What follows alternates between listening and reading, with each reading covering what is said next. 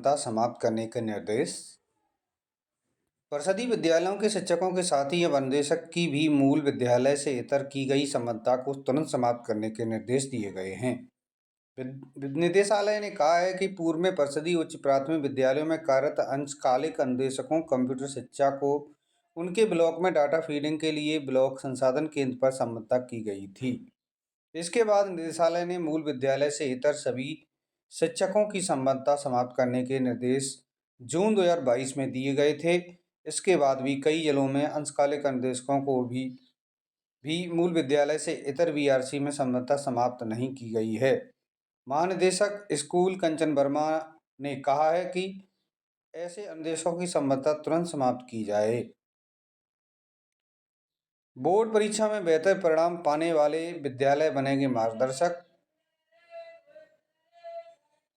लखनऊ माध्यमिक शिक्षा विभाग ने बोर्ड परीक्षा परिणाम जारी होने के बाद नए शैक्षिक सत्र 24-25 को लेकर अभी से तैयारी शुरू कर दी है। 50% से कम परिणाम पाने वाले विद्यालयों में सुधार जिम्मा अच्छा रिजल्ट लाने वाले स्कूलों को दिया है। यानी अच्छा रिजल्ट लाने वाले माध्यमिक विद्यालय अब उनके लिए मार्गदर्शक बन सकेंगे। विभाग की योजना के मुताबिक परीक्षा फल में सुधार के लिए हर जिले में एक राजकीय, एक सहायता प्राप्त, एक वित्त विहीन विद्यालय जिनका परीक्षा फल सर्वश्रेष्ठ रहा है उनका चयन किया जाएगा।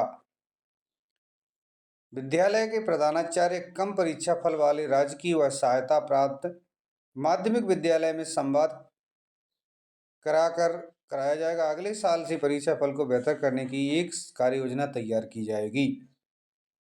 माध्यमिक शिक्षा निदेशक डॉक्टर महेंद्र देव ने सभी डीआईओएस से कहा है कि कम परीक्षा फल लाने वाले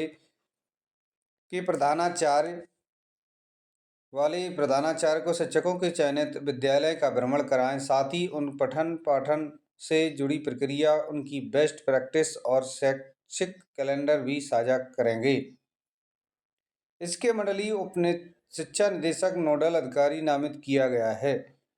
उनके समन्वय से 20 मई तक कार्यक्रम बनाकर इसका अनुपालन करना सुनिश्चित कराया जाए।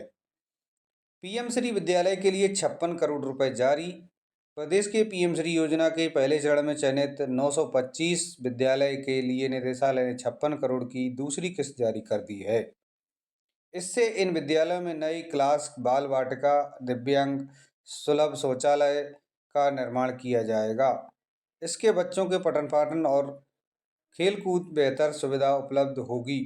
इसके साथ ही निर्माण कार्यों की गुणवत्ता के लिए कमियों को गठन किया जाएगा। केंद्र की पीएम श्री योजना के पहले चरण में चयनित विद्यालयों के लिए पहले चरण में कम बजट मिलने से 25% राशि जारी की गई थी। सहायक अध्यापक ने कलछे से प्रधानाध्यापक का सिर फोड़ा। चंदौली से यह खबर है। क्षेत्र में भट्टा अहिरकोरा स्थित प्राथमिक विद्यालय में बृहस्पतिवार को कक्षा में पढ़ाने के लिए कहने पर सहायक अध्यापक ने प्रधानाध्यापक के कलछे से मारकर सिर फोड़ दिया। घायलावस्था में प्रधानाध्यापक को स्थानीय सीएचसी ले जाया गया, जहां डॉक्टरों ने उन्हें जिला अस्पताल रेफर कर दिया है। प्रधानाध्यापक रविंद्र प्रताप सिंह ने बताया कक्षा खाली था, जिसमें जाने के लिए उन्होंने सहायक अध्यापक राजन से कहा, जो कक्षा में बाहर थे। यह बात सहायक अध्यापक शिक्षक को नागवार गुजरी और वे अपशब्दों का प्रयोग करने लगे। पीटीजी टीजीटी में फेल, फिर भी नियुक्ति पत्र जारी। भ्रष्टाचार देख सकते हैं कितना चरम पर है। फर्जी नियुक्ति पत्र के जरिए कानपुर के शासकीय सहायता प्राप्त एडेड माध्यमिक विद्यालय में ज्वाइनिंग करने गए सभी अभ्यर्थी पोस्ट ग्रेजुएट टीचर पीजीटी और ट्रेंड ग्रेजुएट टीचर टीजीटी परीक्षा 2021 में फेल हो गए थे। वह प्रतीक्षा सूची में भी नहीं थे, फिर भी फर्जी तरीके से नियुक्ति पत्र जारी करवाए और कानपुर में डीआईओएस से मिलकर दो ने कॉलेज में ज्वाइनिंग भी कर लिया। इस मामले से खुलासा के बाद अब अन्य जिलों में नवनियुक्त अभ्यर्थियों की अभिलेखों की जांच होने लगी है। ऐसा खेल और जिलों में होने की संभावना है। पीजीटी टीजीटी भर्ती परीक्षा 2021 में सीतापुर के गांव देवीपुर सिंधौली निवासी अरविंद यादव, प्रयागराज के B23 जूही कॉलोनी म्योर रोड निवासी स्वाति द्विवेदी और कोवा बराव करछना निवासी विनय सिंह, मिर्जापुर के बवनैया टोला मौरिया निवासी आशीष पांडे, अन्य शिवम बस्ती मौरिया निवासी विनीता देवी, मुजफ्फरनगर में भेड़ेरा बंदूरी निवासी नितिन कुमार, वड़सी कोयली डिरोरा निवासी रिजा पांडे, पेरथ सुल्तानपुर अन्य ऐसे 2023 में प्रतीक्षा सूची अभ्यर्थियों को मौका दिया गया था। प्रतीक्षा सितंबर तक पूरी हो गई। 18 अक्टूबर 2000 इन अभ्यर्थियों ने कानपुर में फर्जी तरीके से नियुक्ति पत्र जारी करवाया। भदोही में तैनात उपखंड शिक्षा अधिकारी की पत्नी ने फंदे से लटक कर दे दी जान। भदोही में तैनात उपखंड शिक्षा अधिकारी की पत्नी सब मुट्टीगंज के सालीगंज मार्ग स्थित आवास में फंदे से लटका हुआ पाया गया।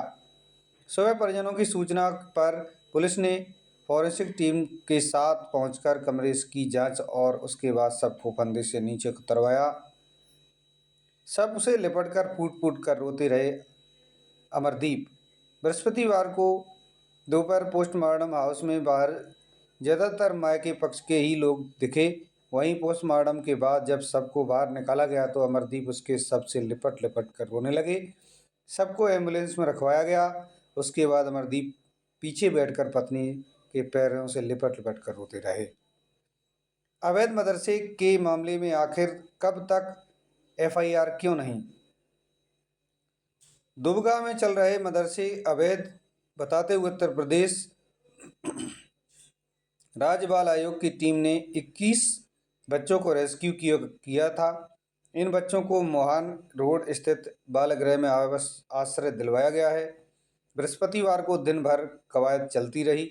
सवाल था कि ये आखिरकार लगातार मदरसों के बच्चे रेस्क्यू किया गया जा रहा है, ऐसे में कानूनी कार्रवाई करने के लिए जिम्मेदार कौन है? दुबग्गा बाल आयोग की टीम ने रेस्क्यू में किए 21 बच्चे। आज दी जाएगी तहरीर। आयोग ही शीर्ष हम कुछ नहीं करेंगे। बाल कल्याण समिति चेयरमैन ने रविंद्र सिंह यादव का कहना है कि बाल आयोग शीर्ष संस्था है, ऐसे में हम कुछ नहीं कर सकते हैं। पूर्व माध्यमिक शिक्षा निदेशक वासुदेव यादव को कोर्ट से राहत। स्कूल को बम की धमकी मामले में FIR दर्ज। खंड शिक्षा अधिकारी की पत्नी ने फांसी लगाकर दी जान। लू से बिगड़ रही है विद्यार्थियों की सेहत, 11 बजे हो छुट्टी।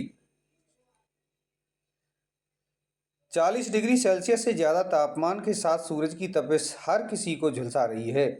ऐसे में शासन और वैश्य शिक्षा परिषद के अधिकारियों द्वारा कक्षा 1 से 8 तक के परिषदीय मान्यता प्राप्त स्कूल में भरी दोपहरी 1 बजे छुट्टी करने के आदेश से विद्यार्थियों को सेहत बिगड़ रही है। प्रयागराज से करछना क्षेत्र के रोकड़ी कंपोजिट विद्यालय बुधवार को गर्मी से एक बच्चे मूर्छित हो जाने के से अभिभावक चिंतित हो गए। शिक्षक भी बच्चे की बिगड़ती सेहत को देखते हुए 1 बजे छुट्टी होने पर गंभीर हैं। इस स्थिति में विधान परिषद के सदस्य देवेंद्र प्रताप सिंह से लू और कड़ी धूप में मानवीय दृष्टिकोण अपनाकर 11 बजे छुट्टी किए जाने का मांग पत्र महानिदेशक DG शिक्षा स्कूल शिक्षा कंचन वर्मा को भेजा है। बीएड में दाखिले को आवेदन की तिथि बढ़ी। उत्तर प्रदेश राजश्री टंडन मुक्त विद्यालय के बीएड एवं बीएड विशिष्ट शिक्षा में प्रवेश के लिए आवेदन एवं शुल्क भुगतान की अंतिम तिथि बढ़ा दी गई है। प्रवेश आयोजन एवं संचालन समिति के समन्वयक प्रो PK स्टालिन ने बताया कि अंतिम तिथि 15 मई तक अब कर दी गई है। इसके साथ ही विलंब शुल्क असहित ऑनलाइन आवेदन और शुल्क भुगतान 16 मई से 26 मई तक स्वीकार किए जाएंगे। प्रस्तुतिपरक कार्यशाला का आयोजन 26 मई से प्रबुद्ध फाउंडेशन की ओर से 26 मई से प्रस्तुतिपरक ग्रीष्मकालीन कार्यशाला शुरू होगी।